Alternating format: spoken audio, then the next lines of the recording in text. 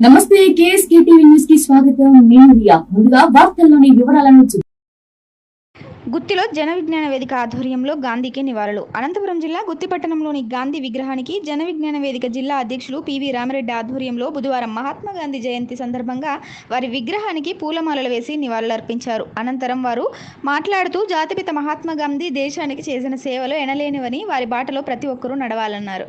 ఈ కార్యక్రమంలో జన విజ్ఞాన వేదిక జిల్లా అధ్యక్షులు పివి రంగారెడ్డి, జిల్లా నాయకులు రంగస్వామి, దేశాయి నాగరాజు, శ్రీధర్ గౌడ్, గురుశంకర్, రామాంజనేయులు, కళాకారులు రామదాస్, మల్లికార్జున, యూటీఎఫ్ నాయకులు అహోబిలోసు, ఉపాధ్యాయుడు భాష, శివ తదితరులు పాల్గొన్నారు. అనేకమైనటువంటి రుగ్మతలు మన భారతదేశంలో ఉన్నప్పుడు శాస్త్రీయమైనటువంటి ఆలోచనలు, మంచి విధానాలతో ముందుకు పోవడానికి ఆనాడు మహాత్మా గాంధీ గారు ఎన్నో ముందుండి నడిపించినటువంటి ఉద్యమాల ద్వారానే మనకు స్వాతంత్రం లభించింది. ఆయన ఒకే ఒక ఆయుధాన్ని వాడినాడు, అది ఏమంటే అహింసావాదం. అహింసతోనే మనము స్వాతంత్రాన్ని సమర్థించాలని కోరినటువంటి ఏకైక